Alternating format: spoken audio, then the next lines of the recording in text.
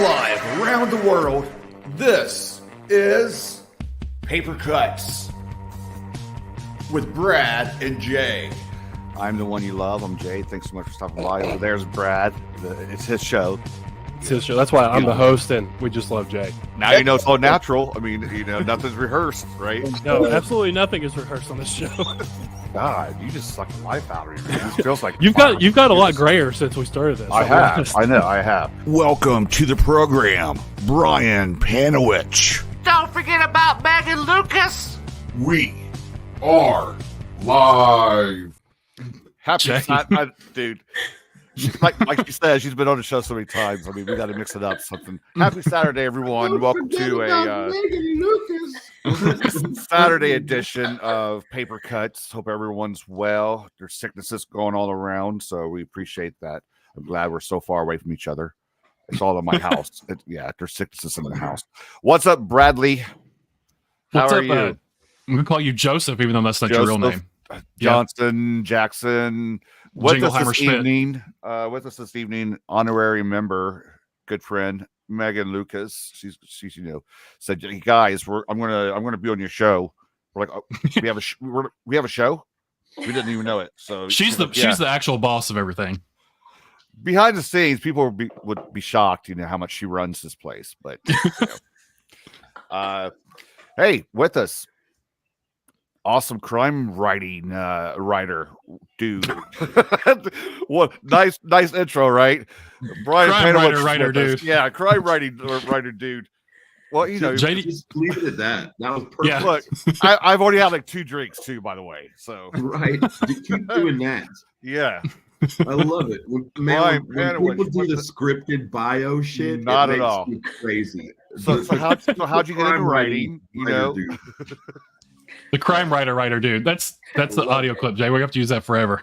It's gonna go on the back of every novel from here on out. Did he not lay down a challenge ahead of time for us, though? Like we're trying to get like some phlegm to pop up and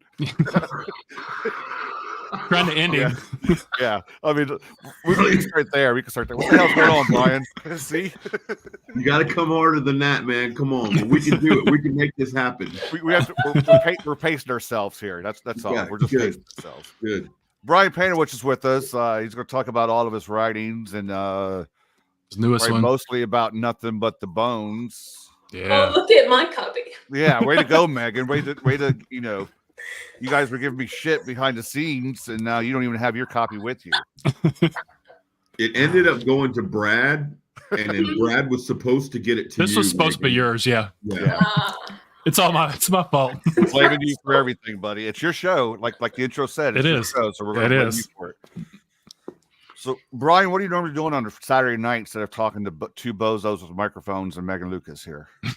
Believe it or not, I'm usually talking to 2 bozos at some point or another, man. I have 2 Jack Russells who sit on the couch. It's just me and my dogs, man. I'm like a cat lady, except I'm the dog dude. So I don't go out. I don't socialize. I don't really like people much, and I'm surprised I'm doing this and talking to y'all. Hey, we're surprised more. So I'm incredibly what's the word? You're the writer. I'm bewildered by the fact that I hang out and know Meagan. So when Meagan suggests something, I jump at the chance. She said, you should talk to these guys. And I was like, okay. She put a lot of pressure on us saying that. Really? And then she told us, "Wait, you guys are going to be booking this writer." You see her face? It looked like I was going to propose, right? She's like, "Oh shit, here it goes." I don't know how you people down south act, but we don't do it this way in the North Country. I mean, I'm pretty sure she told you to talk to us before she told us you were going to be on the show. So that's how it normally works. Again, she pulls the strings behind the scenes. Yeah. So how do you 2 know each other? How did you all meet? Oh, take this one, Meagan. Now that you got a drink in your hand. So what's everybody drinking, by the way? What do we got? Meagan probably has Buffalo Trace, right? Just water, Jay. I have bourbon sour, like always. Okay. Yeah. Oh, I'm the asshole. I'm drinking water. Hey, I got water too.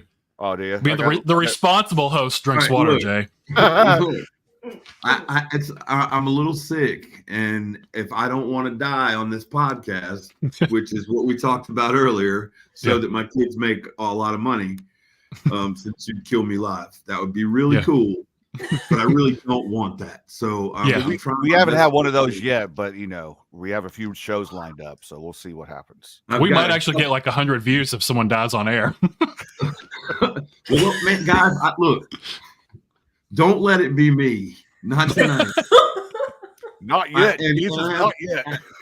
When I first got this, I sound great right now, but my voice is really terrible. Like two days ago, I really got it bad on Valentine's Day, and then I had to do a book club with this group of Midwestern women in somewhere that were there, and they like this group of kept women who contacted my agent to do a book club. They're called the Happy Bookers, and I was super excited about it, man, because I'm like, these women are gonna pay me to be part of the Happy Bookers thing, and they're and they were all so sweet, but man, a combined age of 3 million.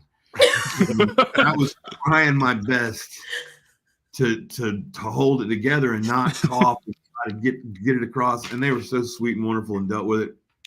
And so this is actually much better than it was. I'm glad that you guys are asking actual questions instead of. You probably had some sexy sick voice though. They were probably just drooling over that, right? Well, I mean, what kind of woman over 80 isn't going to drool over this? I think they just drool in general, right, Jay? Listen, once their teeth is out, when they take their teeth out, they that's drool how anyway. I prefer it. Yeah, drop the dentures in the cup. Yeah, let that drool roll. Let it roll. Megan, you doing all right, Megan? Yeah, Megan, you were telling us how you guys met. It was a year ago. I think I do. I have all my teeth.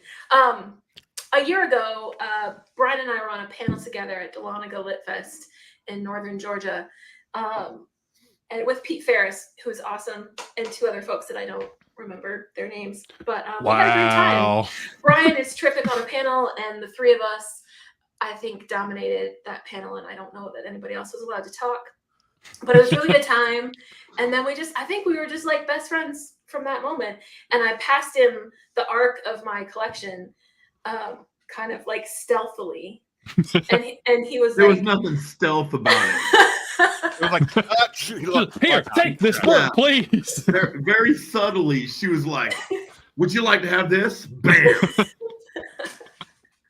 And then he was like, "You want me to read it or blurb it or something?" And I said something along the lines of, "Only if you like it." She didn't ask for a blurb. Nothing like that. She gave me the book and she's like, "There you go. I just want you to have this." And I was like, "Cool, thanks." Brian, was your blurb the one that said it was like a cherry bomb either? Because I didn't know her. She was very funny on the panel, but I didn't know her personally. I wasn't familiar with anything she had ever written, because I guess I'm lame. And so and me and her and Pete Ferris, who is incredible. You guys should talk to Pete. He's so funny. He's such a great guy. Megan will hook us up. Catch him on the right there. And we hung out all day to where everybody else, all the Dahlonega people were wanting to know what the hell was going on with the three of us because we had a thing. And and they were like, "Oh, you guys are hanging out all day, like you're actually friends." It's like, what the fuck, are you people not friends? Sworn enemies on the same panel. That's what it was. Right. Yeah. Well, and they're having us back in 2 weeks. Uh-oh. So apparently. Nice. Yeah, we're doing an encore performance of the Three Stooges. It's like come and knock on our door. And there was the creepy neck guy was there, and creepy neck guy is back, Megan. I know. Creepy neck guy. I know. I wish Annabelle Monaghan was back though too. Who's oh my god, the best. It's a good story. Maybe we'll save that one for off the air. Yeah. Because we will say names, so we don't care in the show. We will say names, call people out. Yeah. Oh, we do that kind of thing? Oh yeah, if you want to, totally. I mean, I've done stuff. Jay does all the time. Just drops bombs on everybody. What are you gonna do? I mean, Megan, is Brian's quote or Brian's blurb for your book? Is he the one talking about the fucking cherry bomb? Hits like a cherry bomb. Yeah, that's the best. Yeah. That was the best blurb. But yeah, that was great. I don't know why that one's not on the front. I think it's probably the. It should have been just yeah. So huge. Not that it happens frequently because I don't normally have people slide books like into my face that way normally. Most of the time I'll get some long 3 or 4 paragraph lead up email to like, would you mind, by the way, I've attached this file, which I've already fucking seen that is attached. And so I know you're sending me, just say, hey man, if you like this, blurb me. Instead of writing the whole like, hey, listen, we're a kindred spirit of the same backgrounds and we're the same height and all. So that happens a lot, but I rarely get books like I got Megan's, and so I brought it home from Dahlonega and I didn't read it, guys. I didn't even look at it. I sat it on my nightstand along with the other fucking books that I'm supposed to be reading. My agent sends me to blurb that I have to do, and if I don't do, then I get in trouble. And so, I don't want to read half of those, and because I try to write sometimes, every now and then, yeah. Right. So, but Megan happened to be the only short story collection that I had on the nightstand. So I was like, all right, I'm gonna check out one of her stories, and I did, and I read Frogs was the first one I read, and because it had the oddest title. And I was like, what the fuck is this? And then I was awake, and I sat through that whole thing, man, and I read that shit, and it fucked me up. It made me cry, and it made me stand up and pace the room a couple times. And I was like, God damn it, who is this woman? Why didn't I pay more attention to her? Oh. Like, she was so nice in person. I didn't realize she was this fucked up. I live alone. You know what I'm saying? My daughter's in college. That was fucked up what you did to me, Megan. You put me in the same room with that book at night. That's what's called Here in the Dark, right? Yet, man. It was just black. Yeah, I've got a cover. Just a black. Just a black cover. It had nothing on it. I think I've got it around here. Some of you have you got it? I've got it somewhere. Yeah, I've got it somewhere. Here's the real one. But it's beautiful, right? It's all colorful. Yeah. No, it looks all pretty. The arc is not. The arc is don't fucking open this at night. Like we got the arc. We're like, this is some sort of top secret. Nobody has this. What do we have in our hands? Type deal. Now it's coming out that she gave that to everybody, Megan. No, I only had 15. So it's somewhere over here. Totally messing with you. Yeah, you should have said 2. You should have said 2, Megan. You only had 2. No, it blew me away. It did. It was some of the best writing I've ever read, and some of the best female characters I've ever read. And I strive to write female characters, and I have to make sure that I got people like Megan around to beta read for me, and now I got her. Anyway, I blurbed her immediately. I sent it. I was like, "What the fuck? I think I did it in a text message." Right? Yeah. I texted you and I said, "What the fuck is this? I had no idea that you were better than me." I would love to blurb your book, and here it is, and I'm texting like 2 thumbs, and she's like, do you want me to correct where you fuck up the spelling? I was like, absolutely, please. Do you remember this? Yeah. Need the proof out of your blurb. Yeah, and then I brought her book down to the Book Tavern, which is my local bookstore. Book Tavern, David Hutchison Book Tavern, buy from Book Tavern. local. And I said, man, dude, read this.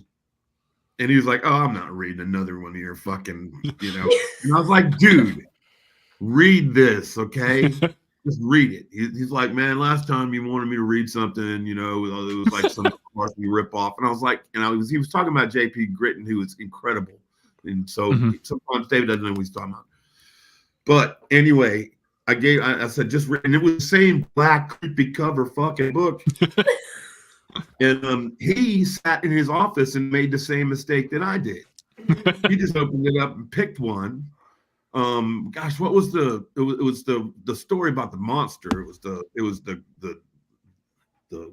creepyoid, whatever the fuck they're called. What are those things called?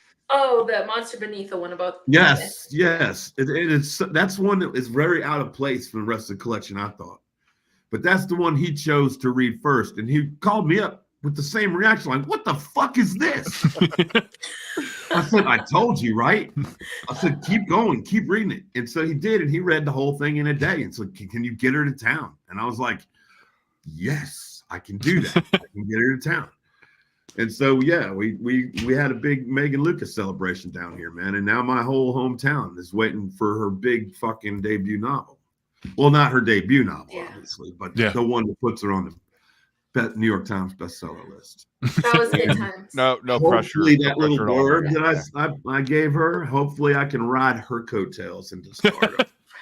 Right. No pressure at all. I'm glad you brought up writing women though, B, because I want to talk about that. Uh-oh. I want to talk about you writing female characters because I really like it. I think my favorite part is Kate, who I didn't know her last name was Ferris, which I'm assuming that's a shout out to our friend Pete. It is. She is really unlikable. Really? At least I find her really, really unlikable. Interesting. But she's a good person and she's well loved. So I think that most male authors are scared to write unlikable women who are like good characters. Does that make sense? Like, I think male writers aren't afraid to write unlikable women who are supposed to be villains. But when the character is one of the, good characters and she's unlikable, I love that. It's like my favorite thing. It's interesting that you say that and you bring her up. I just had this conversation with the doctor of philosophy at AU. Yes, Rebecca Harper. She's hot shit. She's a professor at AU and she is the director of literacy. And she read my book and she said she was disgusted with the character of Kate. Really? And this is the Brad, second your reaction, Brad, is her like, because I didn't think she was bad. Most of the time I get that Kate is the hero, that Kate was the one that everybody connected with, that Kate was the good guy, the voice of reason through it all. That was my intention. But she pointed out some things like Kate leaving Clayton after he killed his brother. I don't think I'm ruining anything for people here. I mean, Bull Mountain's been out since 2015. So if I spoil it for you, I'm sorry, just move on to the next one. But I mean, she basically leaves him in a time of crisis and just walks under the tape and leaves him be. In my mind, I was writing it as in she couldn't keep him from his fate. She was sick of trying. She couldn't do it. But to this doctor of philosophy, it read like she was abandoning him in his time of crisis, his biggest time of crisis. And I had not ever seen it or pictured it that way. So there you have this, what I have learned since is this literary transaction theory, where what I say or write and the way that you interpret is just as valid. So if you would have told me a couple of months ago that, that Kate was very unlikable, I'd be like, why the hell is that possible? But now I get it. Yeah, I get it. And I'm even at the end, I mean, there's a magical thing that happens there, man, where you want to just root for the good guy, right? But is she, or is she just like the rest of them? Right. Which is something that I had not thought about before, and I fucking wrote it. So I was talked into to for the first time ever looking at that character from that perspective, and yeah, I'm pretty fucking awesome, and I didn't even know it. Brad, you think Kate's likable? Well, his reaction was like, yeah, is it the same Kate from this book? Yeah, same Kate that's in here. Okay, I haven't read Bull Mountain, so I haven't read anything else other than this. Okay, well, that's Kate as a high school kid, and then later as a young adult in her 20s. So in this I didn't get that she was unlikable at all. So you must be referring mostly to Bull Mountain, or do you think she's unlikable in this one too? Oh no, I think she's unlikable in that one too. Really? What about it in this one that you think she's unlikable? I think she's pushy and manipulative. I got that. And she regularly puts Clayton in danger and then gets mad at him that he's in danger because it's his dad's fault. But she pushes him into situations where she knows that he's in danger because of his father. Yeah. You know what else is interesting about that is that's the kind of women I'm attracted to.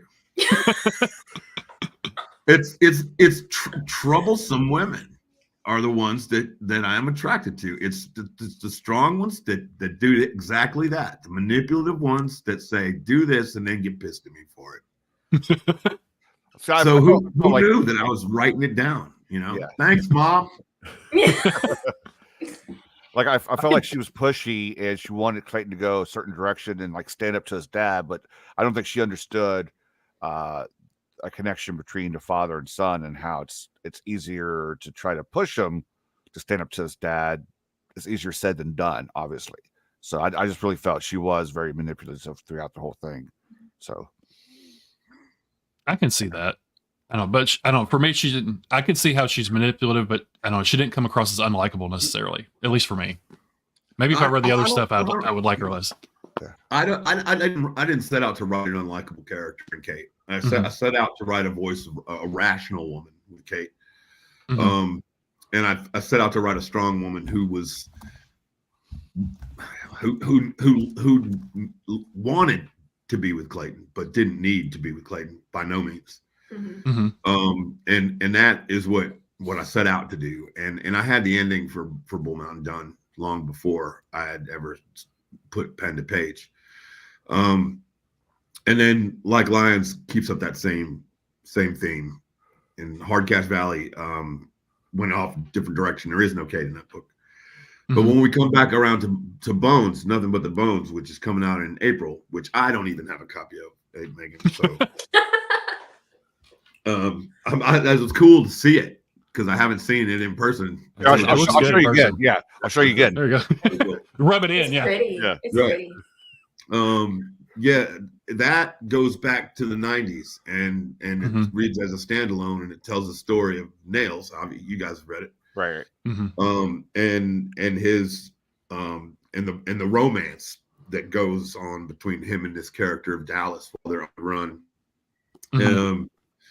And Kate is very unlikable in that book. And I did that on purpose because I wanted to show that she was very pushy and very in charge of shit all the way back then. Yeah. And that it wasn't nothing new to Clayton in the beginning. You know, he's been attracted to that kind of woman his whole life too. And look at where it got him. So with this taking place really before Bull Mountain and Hard Cash Valley, I mean, do you want people to read this first before going back read your other things? It makes no difference. Doesn't matter. It makes zero difference. So you can read that right now and without reading anything like you guys have, and it will make zero difference. If you're familiar with the whole body of work, I have everything else. It's just I have to work too, so I don't. No. It's kind of like it's kind of and this is so trendy or hip to say now when I'm talking about the MCU, but it's like Stan Lee's Marvel Universe. You know what I mean? You can pick up a Spider-Man comic and read it. Right. You don't have to know who the Fantastic Four, what's going on with them, to know that Johnny Storm is with the fan. You know what I'm saying? It's just the universe. You can pick up any of the books and read them all because they all exist within the same world, and there's crossover characters, but they all read a standalone. Is Nails in any of the other books, or is he only in this one? Nails is a bit player in Like Lions. Okay. And in that story, Like Lions takes place 10 years after the end of this one. Okay. So So what But was it it's about? interesting because I got a lot of when Like Lions came out.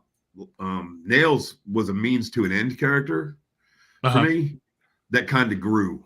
You know, I needed this character, and he just kind of grew into a bigger part. But it was still a small part. He's only in 2 chapters, maybe 3. I don't know. But I got a huge amount of feedback from people saying, "Oh my God, this character! What is his deal?" And I never explained his deal because I always keep characters open that way, in case I ever want to revisit any thread, you know, and make a sweater. And I didn't know what to do with that character except that I knew that people liked him. And then I was sitting on the couch, at a friend's house in Decatur, and I was like, "Oh fuck! I know his story. What happened to Nails? I know why they call him Nails. I know his whole deal, like full download, the whole story from beginning to end. It's never happened to me before at all." And I just sat down and I noted out the whole novel, like in 3 pages, and went home and wrote it. It's like just blurted it out, and I've never written like that before. That whole story was like one and done. Right. And I gave it to my daughter to read. My daughter, who goes to SCAD because she's a badass, and and she's like, "That's the best thing you've ever done." And that's high praise coming from an 18-year-old who really doesn't give a shit what you do. Right. Yeah. High praise. And so she was like, "Yeah, that's the one. That's the one. Don't change a thing." And so, of course, they changed the title first. Right. Then they wanted me to change the ending, which I fought for, and that didn't happen. And then they dressed my love story up like a ominous horror movie. And and it comes out in April, and I'm excited. So what was it about Nails for you personally that made you want to come back to him? I don't know, man. Well, I mean, I had it back when I was writing the character, like with a lot of characters I write. You know, I have this seedling of an idea. Like my main characters are usually fleshed out pretty well, but I never like to have bit characters in my novels. You know, I mean, there's throwaway characters, you know, like people, delivery people, and that kind of shit. I want them to have a little bit of substance. You know, if there's going to be conversation, there should be some substance there. So as I built on this character of Nails, I kind of dug him. Like he was just this sad sack character that, you know, what got him what made him this way. And so I didn't know. So I left it open, and then I got, like I said, I got a lot of people saying, "I really like this character of Nails McKenna. What's his story?" And I'd always tell people, "I don't know yet. You know, I don't know. I'll let you know when he tells me." You know, and I guess that day in Decatur, he just did, man. You know, he just popped in my head and said, "Hey, this is what happened," and because that's how he talks. You know, he's from fucking New York. You know, he's not. No, he's not, guys. Guys, that's an audience, not you guys. And is that me? Is somebody cooking Hot Pockets? I don't. I hear it, but I don't know where it's coming from. Yeah. I'm hearing a beep also. It does sound like the microwave. Yeah. It's pretty strange. It's my son fucking with me. I guarantee it. Anyway, yeah. So once I had his story in my brain, man, I started writing it, and I feel more personally connected to that character than I do any of my other characters in any books I've written so far. I mean, it's like an origin story. He's probably the least like me possible, but he's the one that I connect with more so than anybody I've ever written. You get your very own origin story for your universe that you've written. So that's what it is. It's kind of that way. Yeah. He's my first Avenger. Yeah. In writing, Nails' origin story, you're writing Clayton and Kate's too, and because you get to go back and see all of those, Panowich universe characters young. Was that fun or was that constricting or, were you? I think your computer's gonna blow up, Megan. Be scared. Yeah. Your voice, you're choppy. Oh, sorry. You're okay. I guess I was just asking, like, writing the history of those characters. Oh, that was fun. I heard your question. You are a little choppy, but I think I got the gist of it.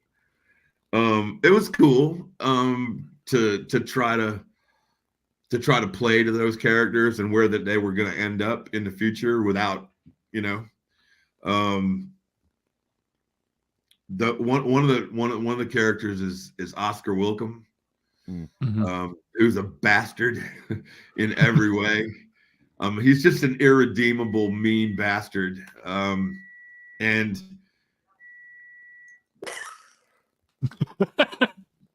you guys hear that, right? I do hear it, yeah. Damn. It's like the videos of the fire alarms beeping in the background. That's what it sounds like. It's like the smoke detector, I mean. Fire drill going off, yeah. Him saying Hot Pockets just made me think of, what's his name? Jim Gaffigan or whatever. Gaffigan. Does the Hot Pocket bit. Yeah. Was it you? Yeah, that was my fault. That was my fault. Never mind. Was that the alarm taking pills or that was oven timer that I had set 6 hours ago because I'm slow baking ribs. And if it hadn't gone off, I would have forgot completely. I'm a jackass. Here, I blame my son for that shit too. Why, buddy? I'm sorry. He doesn't give a shit. Really, it was Brad's fault. So. It was my fault. Yeah, I did it. I wonder if that made you choppy. Are you still choppy, Megan? It's just like your microphone. You're not lagging. No, I'm kidding. Am I still choppy? Yeah, you sound like a robot. It's your microphone. Sorry. But you're not like lagging or anything. Well, as you can tell, I'm in Josh's office because my computer actually did blow up. See, but I thought this was good because Mr. Panowich is a Batman fan. But yeah, sorry, I'm in Josh's Your office. husband has excellent taste. Well, obviously. Yes. Of course. Oh, wow. Yes. Because you're nothing like Kate. Right. Well, I'm not sure about that, but getting back to what you're saying, Oscar was a lot of fun because I got to show a little bit more of his sensitive side before he becomes this son of a bitch down the road. Kate was a lot of fun to write. Younger. Clinton was a lot of fun because you get to see him as a kind of a klutzy idiot, finding his way as a detective, right? This is his first like, I don't know, trying to find somebody, needle in a haystack type thing. And it's almost like his Clayton year one, to use a Batman reference. And it was really fun to watch his light bulbs go off and that kind of shit, and him realize that he might actually be better at something than his father. Mm-hmm. And I think that gave him like the courage and the nuts actually to go out and stand up against his dad, And then if you know the rest of the books, like I said, you don't have to in order to enjoy the story, but if you know the rest of the books, it sweeps you into that. So. Did you feel any trepidation at all going back and writing backstory for these characters that you've had around for a long time? What does that mean? Like hesitating a little? Yeah, like were you nervous about like, oh, I hope I don't mess this up for I'm just fucking with you. No, I didn't. But what I did do is I had to reread everything. Okay. And so I'm a slow reader. Slow typer. I'm a 4-finger pecker. That should be a t-shirt. So I had the audiobooks. That's right? What she said. Yeah. The audio. Megan, you knew this was going to happen. She's over there. She's used to us. I've got the vapors. Brian's being he's being vulgar. Dear Lord, I feel like a harlot on this show. Anyway. Megan's been on the show like 7 or 8 times now, so she's used to the bullshit we put her there. Cool. And I've met Brad in person. Yeah. Yeah. Is that right? It was a major disappointment for Megan. Yeah, Does so Josh she refuses to see me in person. So No, Brad's a real friend, and he came to my reading. That's right. I was within an hour of Jay's house. I fucking hosted your reading. I know, your friend too, Jay, on the other hand, I was within an hour of his house twice, and he didn't come. I think I had COVID. Twice? No, you didn't. You were playing Fortnite or something. Yeah, but Jay is wearing a Judas Priest t-shirt, so that gets him some clout, right? Yeah. Neither one of them know who they are, so. But then he's got Ohio State screensaver there, and that's just terrible. Dude, the show's over. You're right. I mean, that's what look. Ohio State is going to kill Brian Panowich. He's dead. He's dead. That's what that was funny. Brad got it. Yeah. Ohio State is the downfall of Brian Panowich. Look at that. He's not going to make it through the show. What kind of asshole shit is that? Don't let that happen again. Dear God. This is the last show. Thanks everyone for watching. Paper Cuts. I will be finding a new co-host at some point. He's done. We're done. Show's over. Shortest show in history. Buy the book because he's dead. Yes. Make it popular. He is dead. You can have history. Man, I need to sign all the copies of the other books I have around here. Today's date. God damn, that was dark. Okay. Okay. While Brian recovers, Megan, there's a question for you. Are you still with Shotgun Honey? Where'd it go? This book is still with Shotgun Honey, yes? Yes, that book is with Shotgun Honey. I don't know that future books will be with Shotgun Honey. But that one is. Who asked that question? Who was that? Wild Willow. Wild Willow. It looked similar to my mugshot. I was just watching my mugshot. You go chase away our one listener, man. I said it looks similar to me. How is that chasing anybody away? Is that your long lost sister? Possibly.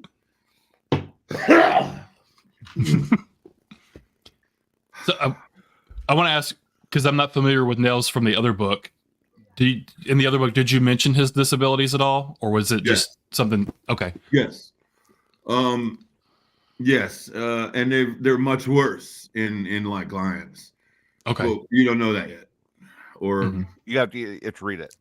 Have to read it. Well, right. I haven't written that yet. There's a 10-year gap between the end of Nothing But the Bones and the events that take place in Like Lions. Okay. And during that 10 years is another novel. Okay. For the disabilities he has in this book, he's got the deformed hand, and I don't want to say he's slow because he knows what's going on, but he kind of just gets confused and stuff. Was that challenging for you to write that character like that as being pretty much your main character in this book? Yes, because I didn't want to I didn't want to fuck it up. I didn't want to fake it, Yeah. So yeah, it was, and I had a lot of people read it who have worked with people with disabilities, and that teachers that work with special kids. And even that word is shitty now, but I wanted to make sure that I used all of the same lingo and tech or terminology that they used in the 90s, late 90s. I'm sure I'll get some blowback for that, but I don't care. But yeah, it was difficult, especially since his. Well, you know what? Let's give it too much away. I can't do that. But yeah. I was very, very careful about that. I wanted to make sure that that his spatial reasoning issues weren't so clearly defined. I was working within a parameter, that I had to get exactly right. So I left it kind of open, and that'll all get explored in another novel. Yeah, I don't want him to come across as like a caricature or something, which I don't think you did at all. So I feel like that would be a hard line to toe to make it feel authentic, but not like, turn this into like a cartoon character almost in a way. Right. Well, the biggest problem there was the deformity of the hand. And I originally wrote it a little bit differently, where that was something that happened to him further down the line, and that's why his hand is the way it is. Like it was actually like mangled, but I didn't want that. I stuck with my original idea. And I did a lot of research on how that happens, and it does. I mean, webbed fingers and webbed toes and those kind of things, and fused fingers, it happens. And that would be something that that kids would just jump on. Oh yeah, absolutely. In the 90s, mean ass kids would just harass and just, especially if the kid has like a little disability in learning, or can't process the insult quick enough, Right. And seeing that kind of thing, man, just is heartbreaking. And I wanted you to have that right from the jump for Nell. So I stuck with that. I mean, it was rough from the get go, because the group of characters, I hated that first little part there, just reading it, remembering things that happened in the 90s to people, and like starting, reminisce about high school days. It's like, man, like I was just getting furious during that time. And it's a risk to write that, because somewhere there's someone that's taking notes, and they just want their blood's boiling about the whole thing, and this day of cancel culture and stuff, looking for a reason to call somebody out. So I mean, taking a risk to do that, well, it pays off, because I think it's done correctly, showing the different time frames of the way people treated people. So I think that a lot of the reason why, like in Hardcash Valley, I tackled autism. I had an autistic character. With Nails and with Dallas, I wanted to tackle characters that, like, I wanted to point out that without an agenda, because I'm a fiction writer, I wanted to point out that this kind of shit has always existed. Right. Always. But we just didn't have the vocabulary. We didn't have the terminology. We didn't have the science or the patience for any of it. When I was a kid in the 80s and early 90s, if a kid had autism, he was just a spaz. He was a freak. That's the words they used. And that's that was probably the words I used. Because I didn't know any better, and nobody knew any better. That kid's just a freak, and he'd be tossed aside, and picked on. It happens all the time with gay kids. Back in the 80s and 90s, they were so scared to say who they were that they would just be pressed up. It's not like people didn't know, but they would just get picked on, and the F word flew around like it was everybody's business. I mean, what, Matt Damon stopped saying that word 3 years ago? He retired the word because he just figured it out.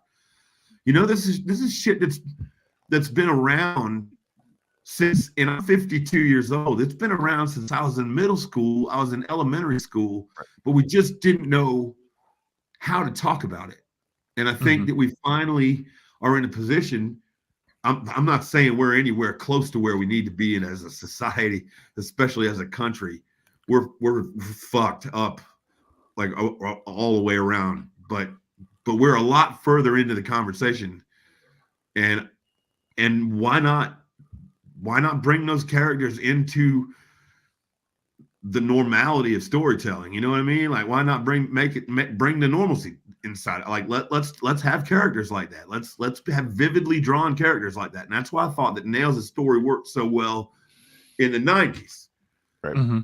Because we get to see if that character had been portrayed as a full-grown man right now in the world we live in the society that we do live in right now, he'd have been treated completely differently.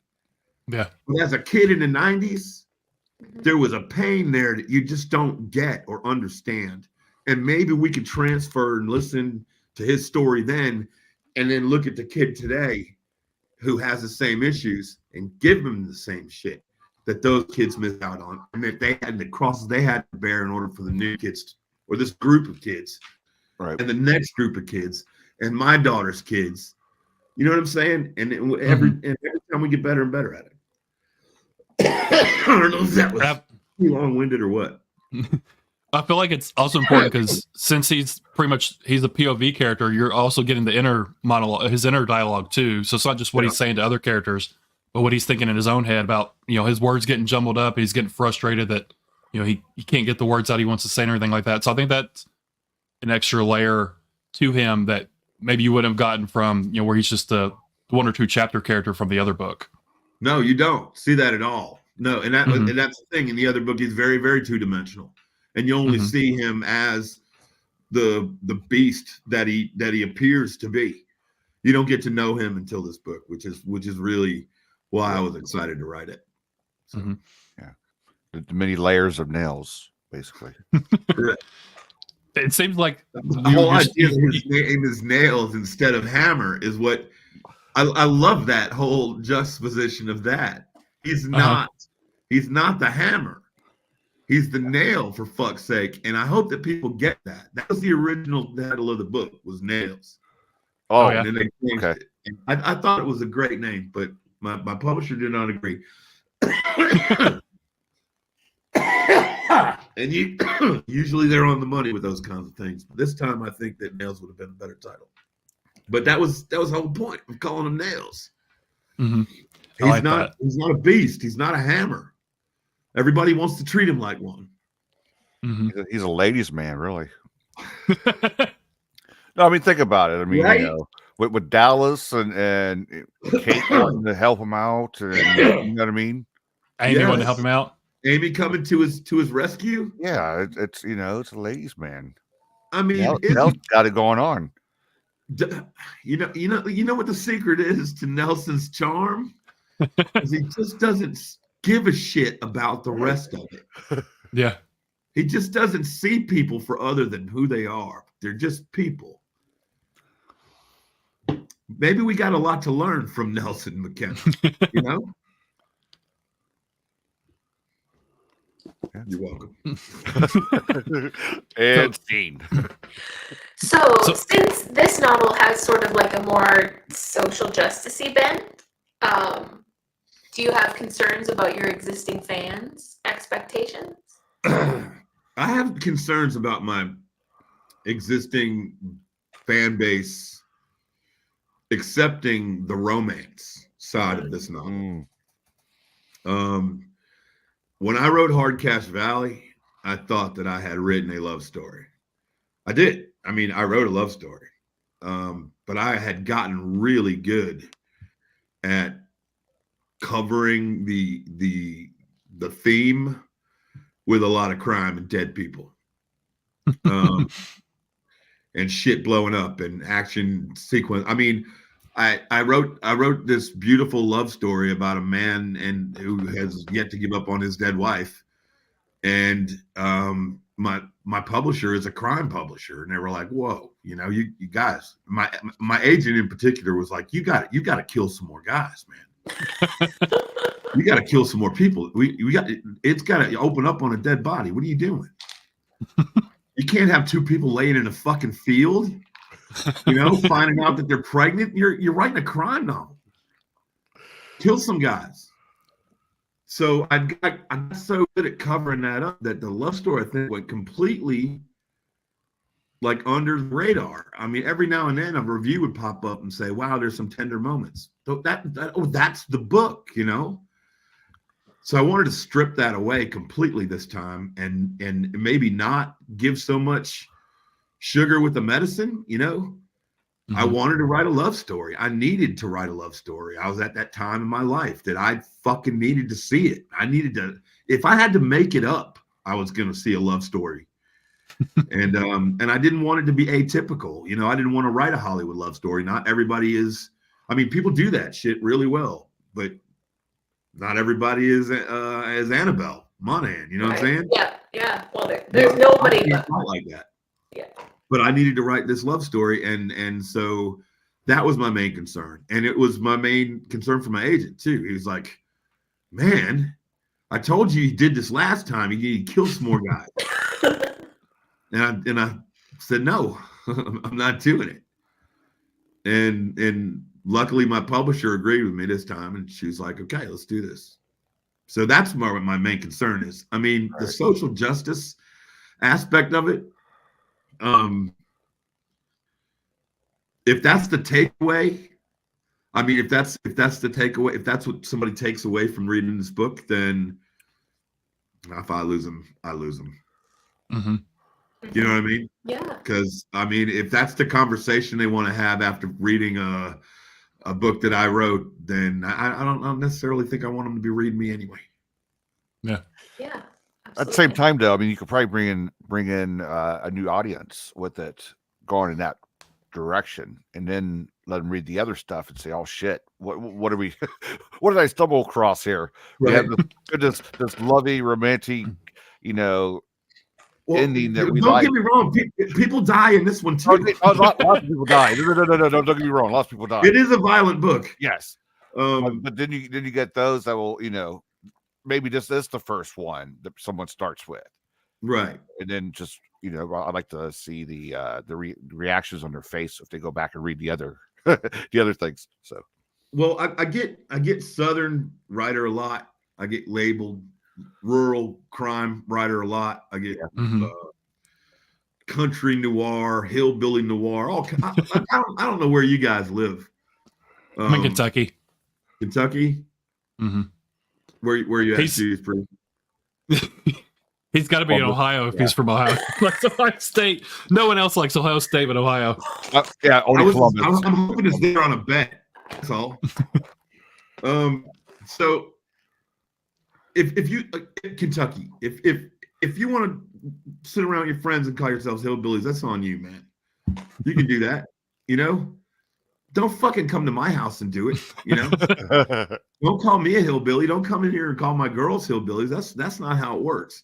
So to label something hillbilly noir to me is insulting. It's demeaning.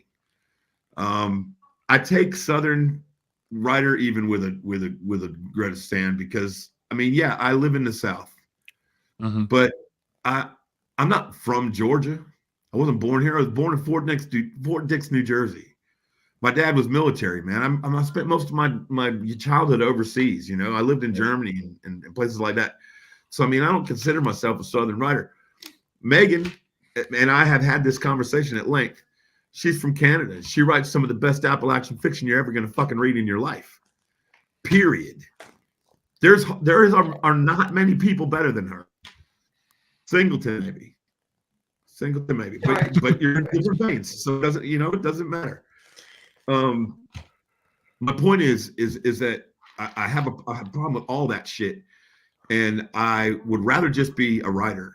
Right. It doesn't have to write crime. It doesn't have to write Southern. That doesn't have to write. I don't have to kill a bunch of guys. And if I want to write a love story, I can. And I'm hoping that with this book, people will see that there's more to it than just a Southern Godfather opera. And it'll allow me to do some other things and to be more Brian the writer as opposed to Brian the Southern crime hillbilly fiction writer. So, what was it that originally drew you to start writing the crime and set it in the South? Was it just because you live in Georgia and that you just want to write where you're living at, or? Honestly, I had never intended to write a novel, and Megan's heard this story before. And the short stories that my agent had read online were a pair of short stories that gave you that told one story about a Southern cop. He was a dirty sheriff. And those stories are what he wanted me to build the novel around. So I built the novel around those two stories, and I happened to live in North Georgia at the time. And I was like, you write about what you know, and this is the story that he wanted. So Bull Mountain became huge, and it gave me a career. And then I was expected to stay in my lane from then on and do that. And me being, I wasn't published until I was in my late 30s. I was just happy to be here. I didn't know if I was ever going to get another shot. So I did everything I was told and still do almost to this day. I've got a little bit more clout now, I can keep from like changing my endings. But I'm still happy to be here, and they still expect a certain thing from me. So it's a slow transition. You know, like I tried to pitch a children's book one time, which I think is fantastic. I've got an idea. How many people died in that one? Everybody's dead. None. Okay. Nobody dies. Very fantastical children's picture book. But my agent told me very bluntly, nobody wants to buy a children's book, the guy who wrote Bull Mountain. You've got to transcend that. You've got to become Brian the writer instead of the Bull Mountain guy. And so it's taken me a decade to do that. And I think that I'm finally getting to the point where I can do that. Do you think this new one's going to help push you to that level that you want to be at as far as transcending just the Southern writer? It's definitely a step forward into that direction. Yeah. Yeah. But I mean, as long as I'm with Minotaur, which I hope to be for a long time, I still have to write crime fiction because that's what their imprint is. I mean, Kelly Ragland's one of the best editors in the world, and I don't ever want to lose her. So I'll be writing this kind of material for a long time. But in order to branch out of that, I've got to show that I've got the chops to be able to do other kinds of things. And outside of Bull Mountain, every book I've ever written is a love story. I've just been too good at covering it up. This one I wanted to scrape it back a little bit and make the love story stand out front. So really, you're Brian, the romance writer. I've said on several occasions that I'm a romance writer, and everybody thinks I'm joking. Hey, there's always room for like space erotica. Jay, you said that like he's drinking. You're gonna choke him to death, Jay. Wow, that's for busting on his t-shirt and his screensaver, man. You waited till he took a drink, didn't you, Jay? I did. I saw my opportunity. Buy this book because once again he's dead. So go ahead and buy the book. It's worth that something. Doesn't count though, man. It was to make me laugh, not laugh and choke.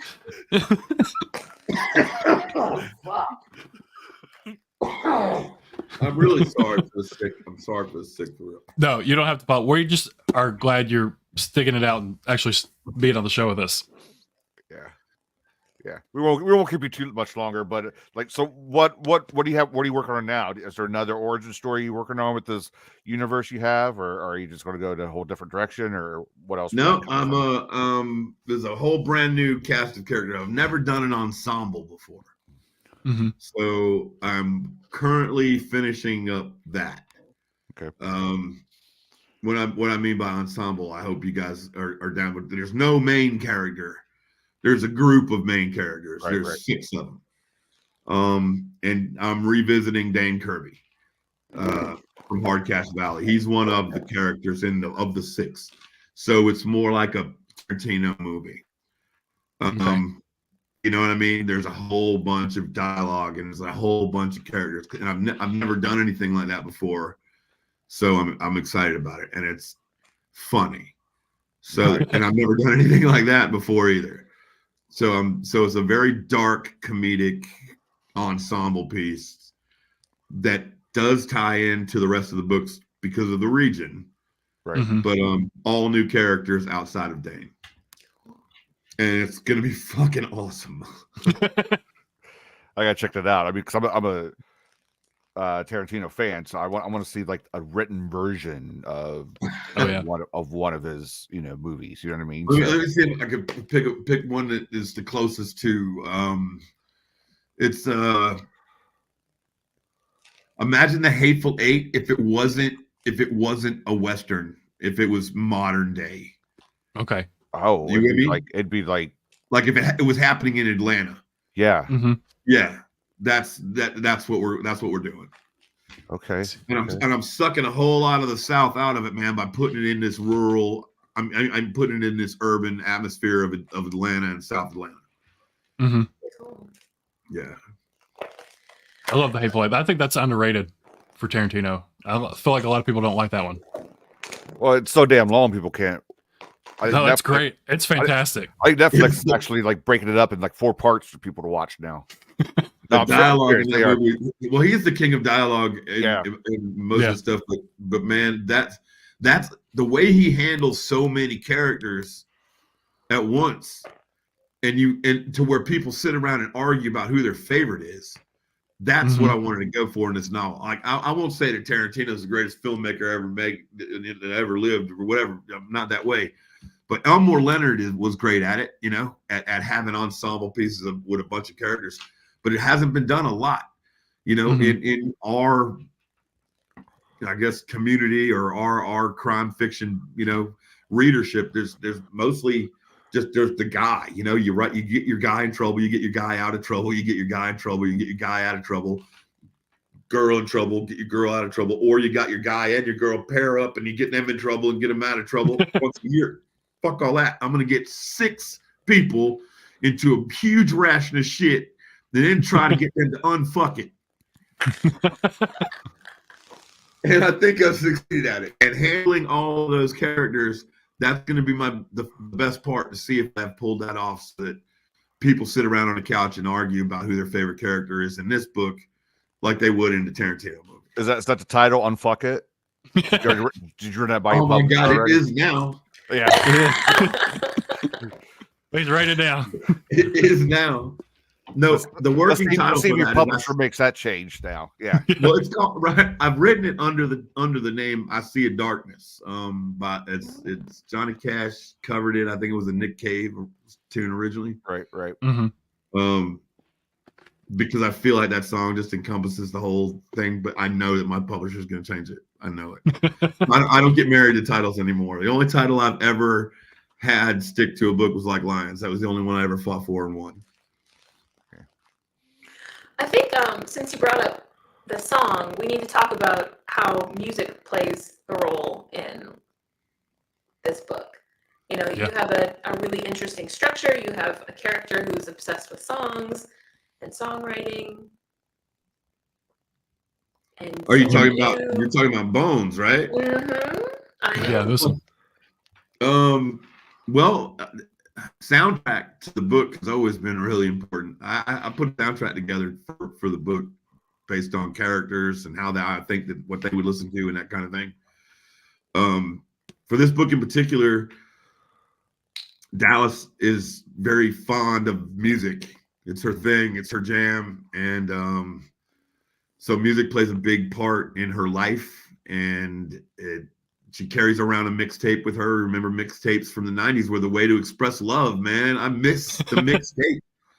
Like, the playlist does not compare, just doesn't compare. Yeah. And so she has this mixtape that she's constantly wanting Nails to listen to at full volume, and it makes him crazy at first, but then it becomes this thing that matters the most to him, Mm-hmm. Oh.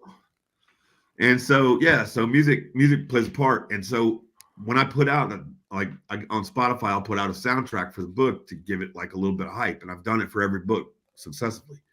Mm-hmm. When this one came out and I put it out there for people to see, and it was all 90s music and Nirvana and like Mozzie Star, like, and shit like that. And they were like, what the fuck is going on here? This is not a Southern rock soundtrack, by no means. Yeah. And I was like, you're right. And it is not a Southern rock book at all. And, but yeah, I mean, music is incredibly important, not only to the storyline, but to the way I write. And it's weird because I have to write in total silence. Mm-hmm. I can't even have my dogs in the room, unless they're, of course, sleeping on the couch because they don't do shit else. But when I'm in the car, like if I have to leave to do anything, or if I get stuck on a character, if I get stuck inside Nails' brain and I'm having a day where I write it 2 or 3 pages and it's all garbage, I'll go out and listen to where I think Nails would be listening to. And it gets me back into his brain. That was really easy to do with Dallas since she and I grew up in the same era, It was really easy to do with Clayton because Clayton is an outlaw Western kind of guy. And so he's a real representative of my dad. So it was, if I get stuck in a Clayton headspace and I feel like I'm writing trash, I'll just go out and listen to Waylon Jennings. and drive around and get that beat back in my head, and I can come back and I can write the man like I know him. Mm-hmm. So yeah, without music, I can't write. It's like, it's almost the same thing to me. Making music, writing stories, it's all cadence, it's all the beat, it's all rhythm. Yeah, that's cool. Because I'm a big music guy, and that me and Brad fight about it. Because I was, 80s, 90s stuff for me. I worked in radio for like 10, 11 years, so I was always around music, and it's important. Like my life revolves around my songs and stuff. Drives my wife crazy, but still. Well, yeah, that's why I don't have a wife, man, because I'm crazy. But I get it. I mean, there's that classic question, hypothetical question is like, would you rather be deaf or blind? It's like, take my eyes in a hot second. Like, I've seen enough. You know what I mean? I don't have to see shit else. I know what they look like. I love them. But if I couldn't hear music, man, if I couldn't hear them, or hear my kids tell me, that they love me, or hear live music, you just fucking, I need a bullet, man. Fuck it, I'm done. That's how committed I am, Judas Priest. Where are you at? I love live music. Let's go. Live music is a whole different world. I mean, that's like, I could get lost. I've spent so much money going to live shows. That's when you can tell how good a band is, when they're live. When were you on radio? Late 90s, early 2000s.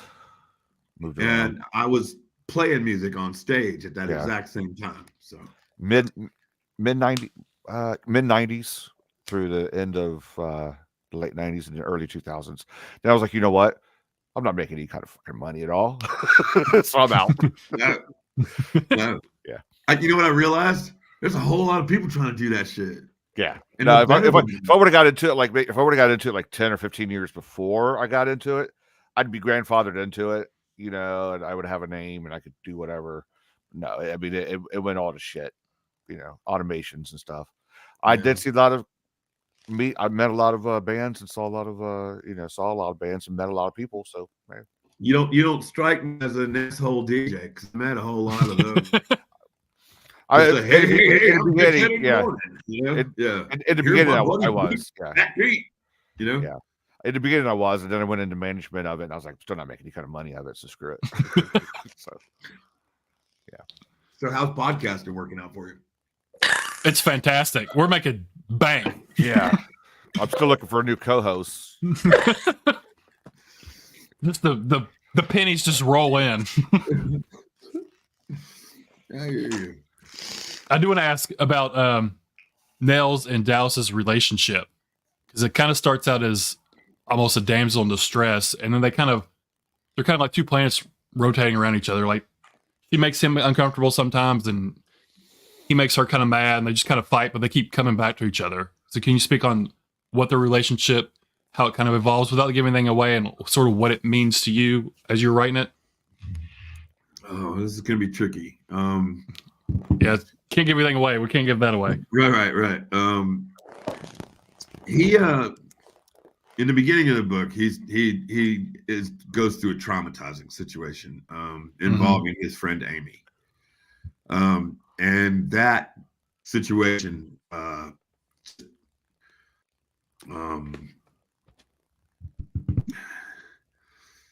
it gives him a sense of women are off limits. I can't put myself in a position to have a woman get hurt like that again.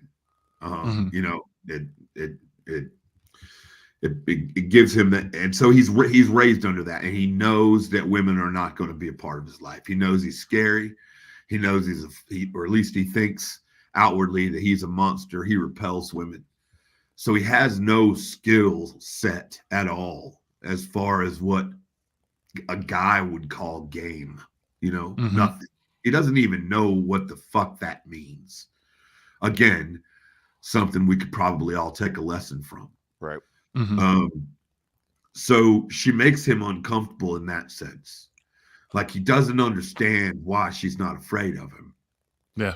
And he doesn't understand why why she's okay with what she sees. But at the same time, she's blonde like his friend Amy and reminds him of her. And that makes him even more, freakish about the situation. He has no ability to connect. And when he the only thing he knows how to navigate is anger. You notice if he gets mad, he can speak correctly and his words aren't gummed up and he comes directly at you and he says exactly what he means. But gosh, if he feels any kind of affection, just his brain goes haywire. And so this girl has this effect on him, and he does not want A, for him to cause her any pain, or B, for her to have him gummed up to not be able to think straight, doesn't like to be out of control of his own senses, his own head. I can't really speak on Dallas because we don't want to know what her intentions are. And we kind of don't, like she's kind of shady, there's some questions you're asking yourself in the beginning of this book, why is she doing this? He is kind of the way he is. She has to know that, why she got her. It looks like she's got her sights on him for a reason. Right. Like a grifter. And so I wanted to kind of put that out there to where that was that possibility, and as the two of them realized that one is not the other and the other is not what the other one thought, they start to realize that they're just misfits, and they finally have connected on a way that most misfits do, like, hey, there's a lot of us out here. We just need to gravitate toward each other. And she's quicker to realize that than he is. And yeah, I'll stop there, I think. Yeah. That's good. Yeah. The other was deeper to what you thought it was going to go, Brad? No. There was a scene, I won't say what happened, but at a gas station where someone does something that was like, oh, I wasn't expecting that character to do that at all. I think you probably know what I'm talking about. Yeah. Like, no, it's not us not really knowing that character was like, that just came out of the blue for me. What about you two, Megan and Jay? Did you all expect that to happen at the gas station? I didn't not expect it to happen. So I don't think it blindsided me. Yeah, I think she is so wily and smart that I wasn't surprised that she took control of that situation. Right. That's what you are talking about, right? Yeah. I mean, Brad, because I love how she even at the end of that, after I wrote that scene, a couple of days later, I looked back at it and I was like, oh my God, I straight up stole that. I stole that. And then I made her tip her hat to Thelma and Louise. Oh yeah. And if you read it, it's in there, man. And so she makes a rep because she loves pop culture and she's into the 90s pop culture. And that's where she got the idea to do it. And that's where it came from. So I hope I didn't spoil anything for anybody, but yeah. I don't think you did. No, I don't think so. She thinks she's doing let me ask you, Megan, was she likable? Yes. Oh, very. I mean, she regularly makes the worst possible decision, but yes. It's so good-hearted. It's so out of a place of, a desire for connection, or to make Nails feel comfortable, or to try to make them safe. Like all of her motivations are good, I find, even though she's almost always making the wrong decision. Well, okay, saying that, Brian, would you mind if Megan did the Dallas origin story? Megan could write anything of mine, or she could jump on anything and write it. Absolutely. I would be honored and thrilled. That as a Megan story. Like, oh my God, are you kidding me? I would be honored and thrilled. Did I just like anyway? I just booked you for the next year, Megan. I'm sorry. I got you work. Yeah, thanks. You saying she makes the worst decisions. When she did that, I was like, why are you doing that? Like, you know why you all are headed to Jacksonville, so that cannot be a good thing that you did. I was like, why did you do that? So I think that's why it caught me off guard. Because even Nails is like, you just screwed us. Why did you do that? And she cost him something that he loved very dearly. And so, see, but I mean, she just thought she was bailing him out, you know? Yeah. And I think that Meagan nailed it earlier. We were talking via text when I was like, can I do this shit today on a Mac? I don't know. And I asked her about the book, and I said something about, you know, how did you feel about Dallas? And she was like, yeah, she makes all the wrong decisions. And I was like, right, because as Meagan said, what 19-year-old kid doesn't fuck up all the time, you know? And it's not just her. I mean, it's her and Nails and all of the kids that were at the creek that day. I mean, we all, as children, as kids growing up and figuring shit out, we all fuck up, and a lot of us become product of that fuck up. And sometimes it destroys us, and sometimes we learn from it. Yeah, I didn't look at the gas station situation like as a big fuck up, like it was. Later on, she did something bigger. I don't want to give anything away, but the meeting that Nels was at, and then she appeared. That to me, that was a much bigger. Oh yeah, that was her showing her ass. Yeah, that was like you just got this dude killed, you know, thinking that's what was happening. But in her mind, it was making sure that she was showing her ass to make sure that he knew what was important. Right. Like he better make sure he puts her first. Yeah. Again, what 19-year-old kid isn't gonna, you know, be prom queenie about shit, you know? Right. Yeah. I don't know. Maybe Nothing some did. But the Bones by Brian Panowich. This is the book we're talking about. We're actually talking about all of his books together because it's part of the Panowich universe. McFalls County Cinematic Universe. The MCU. You should have copyrighted that and sued just the shit out of Marvel. No shit. Imagine the money, guys. Imagine the money. Yeah, I mean, they would have bought the copyright from you. That would have been nice. Oh yeah. Yeah. Have you written a road? This is kind of like a road trippy novel. Have you written one like this before, or is this more unique than anything? This is relatively new. It was, and that's how it's being described, as a road novel. So yeah. But it's a really successful road novel, because we have talked about my first shitty novel is a road trip novel, and every single scene takes place in a car. So I love how yours doesn't. You got to keep trading out cars. Right. Well, and you know, there's cool places to stay that like I would have never imagined that before, and the Panaverse. You know, the Panaverse.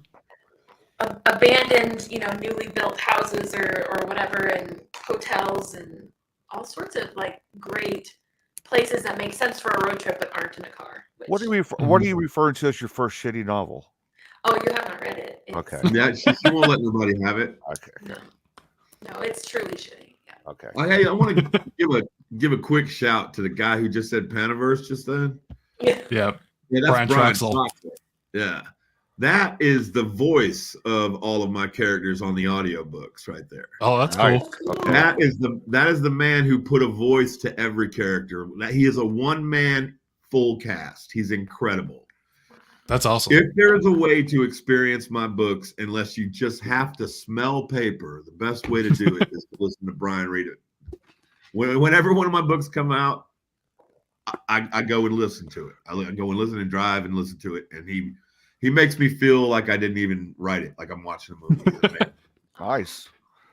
Do you ever have any say in like, I want this character to sound gruff and gritty or anything like that, or do you just let him do his thing? Definitely, yes. Have we got time for the story? Because this is a fucking great story. Go for it. This is a good story. All right, so one of my favorite books on the planet is "Give Us a Kiss" by Daniel Woodrow. If you haven't read it, I highly recommend it. It's fantastic. And I'm gonna embarrass you, Brian. No, I'm kidding. So I was listening. I've read the book several times, and I go back to it sometimes. Whatever. Before I wrote Bull Mountain, I never tried audiobooks before, and I got a subscription to Audible, and I got a couple of credits, and I got a couple of books. Of course, I get my favorite books. Mm-hmm. Give Us a Kiss. The guy who did Give Us a Kiss was so fucking good. I was like, who is this guy, man? He's awesome. He just nailed this book. He made it new for me again. And his name was Brian Trox. I said, if I ever write a book, I'm going to get that guy to do it.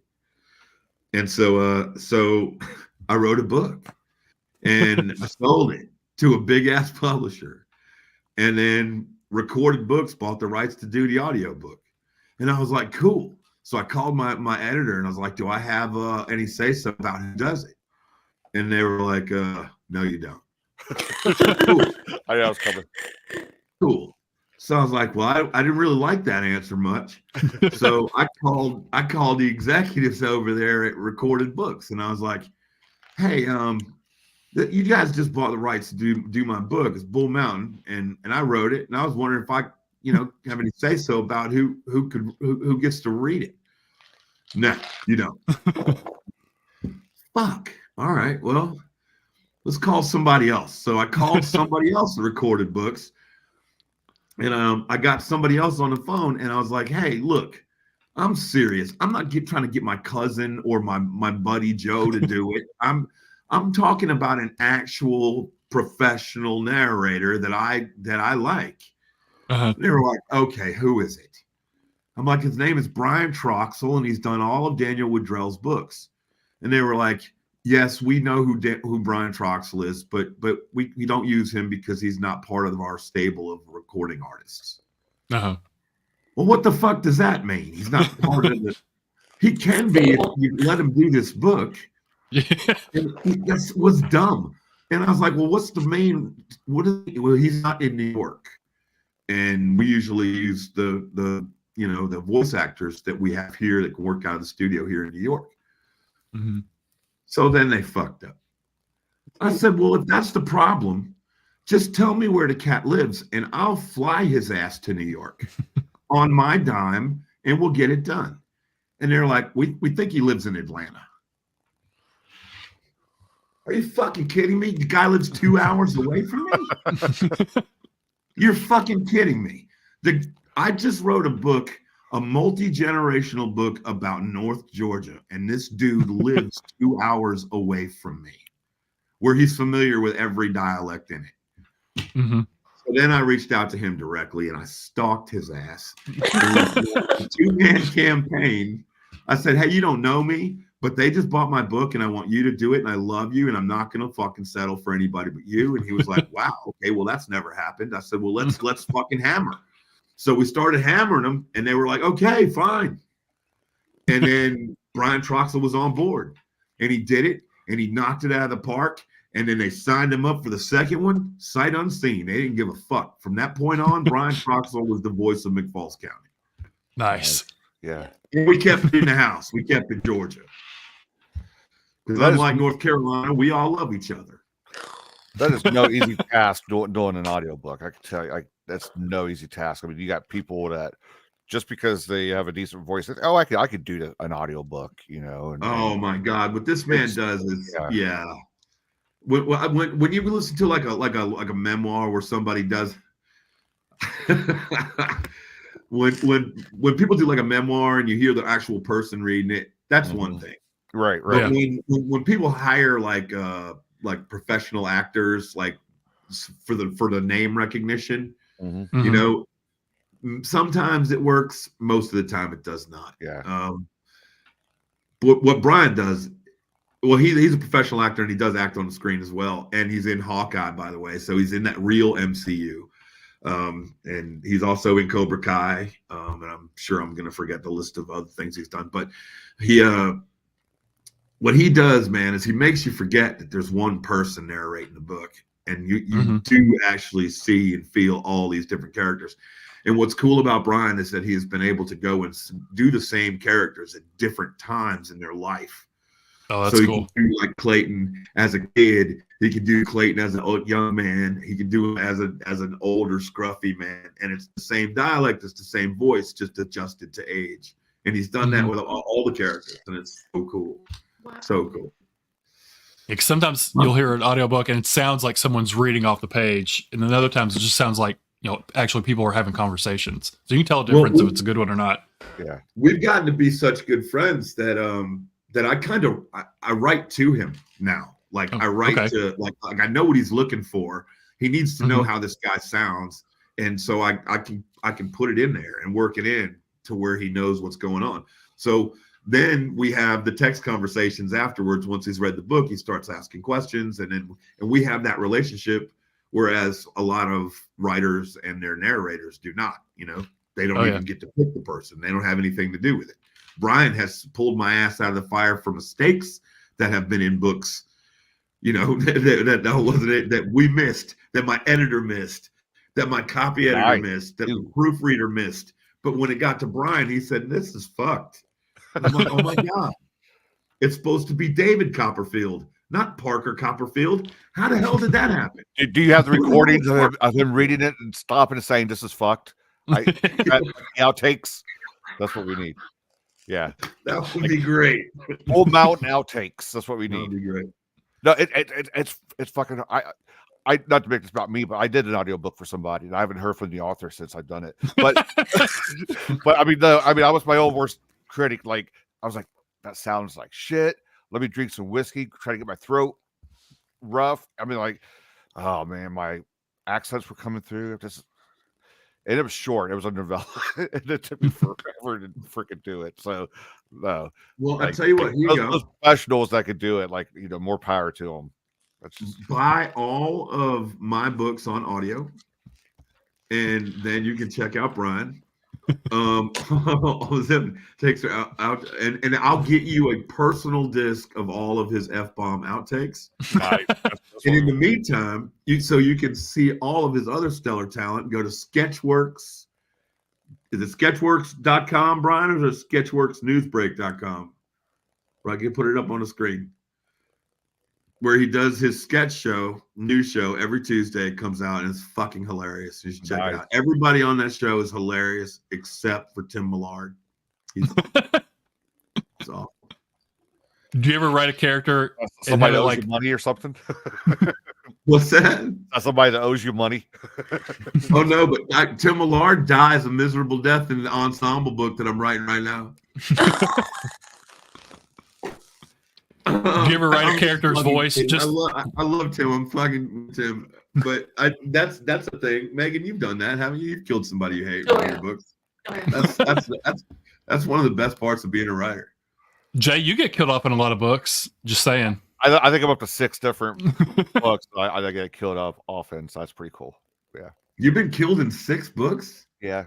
That's awesome, man. Well, okay, so one's a short story, but it was me. And then one, I was a main character that got killed off. No, 2, yeah. At least 3 of them I was a main character that got killed off. So just, So what do people really think about you, Jay, if they're just killing you off in their books all the time? If it's happened 6 times, they gotta love him, to be honest, man. I mean, that's great. If it happens once, you're an asshole. If it happens 6 times, you're getting to be a legend. I enjoy it. It's great. Like I killed my State Farm insurance guy. I killed him dead. I killed him terribly. And then I piss on State Farm in every book. There's a mention of State Farm and how bad they suck in every single book. That's the Easter egg to fuck you, State Farm. Yeah, you need an interview about that. I got a flood experience with them. So just do you? Because fuck them. Oh yeah, 2 summers ago, this basement, the sump pump died during the biggest rainstorm we've had in 30 years here, and the basement flooded. And stop. Yeah. You filed a claim, right? You filed a claim, and then after it was filed, I got shit. They didn't drop me, but I got like next to nothing. Like I was like, the fuck. They're like, we're going to have somebody come out and clean the water up. I'm like, you're not cleaning this freaking water up. It's already got mildew, mold growing in the carpet. Like, what the hell?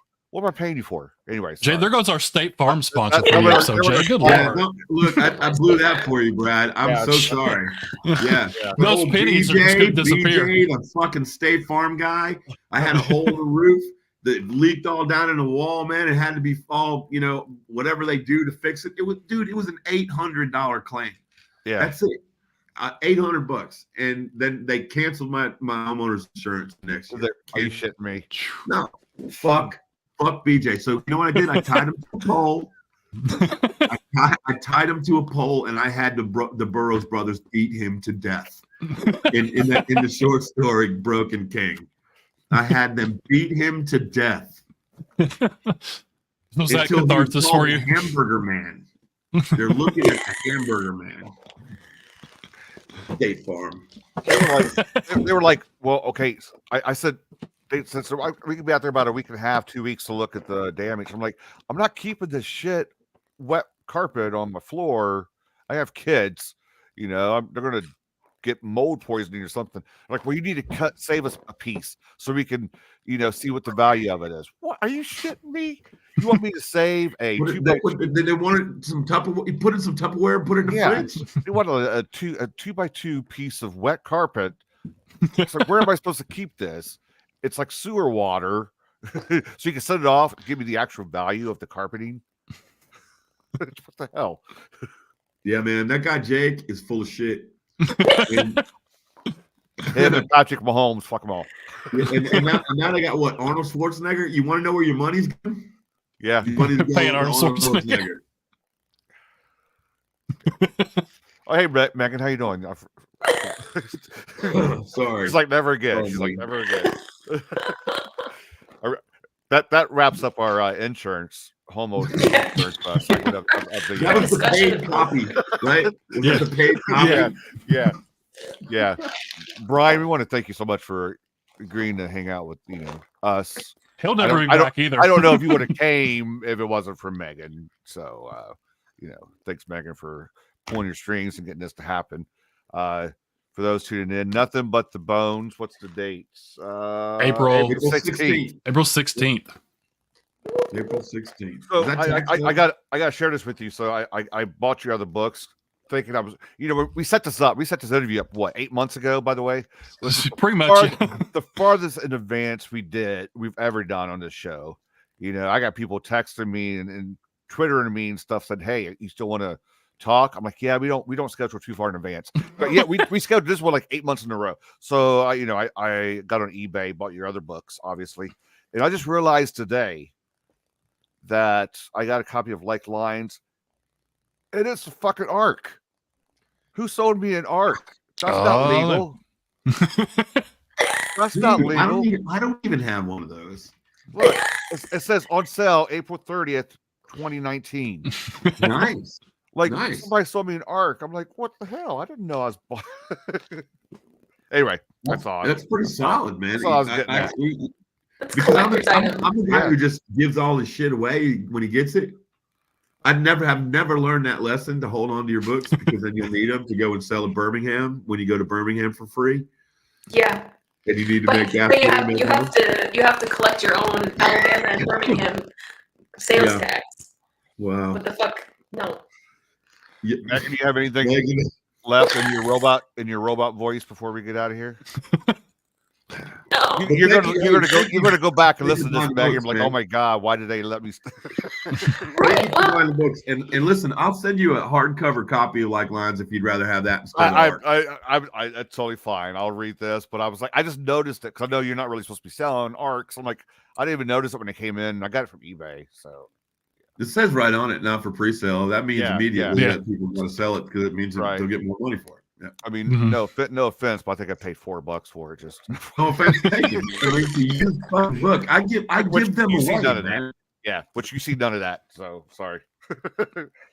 But yeah, Brian, thanks so much. We appreciate you stopping by, talking about your new book, and I'll be happy to come back anytime, man. Pick it up, this and the other ones, and hop into the Panaverse. So are we gonna Panaverse? Are we hashtagging that?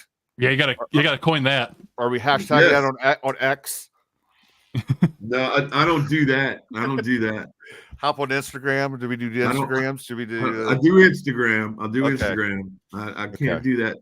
It's fucking Twitter. I'm never gonna call it X. That's the first time I called it X. X. What the fuck? Yeah, what the fuck? And it's a cesspool, and I won't partake, man. I just won't do it. It's because State Farm's on there, so Brian's not having it. There you have it. They don't want a war with me. Hashtag fuck State Farm. State Farm does not fucking want a war with me.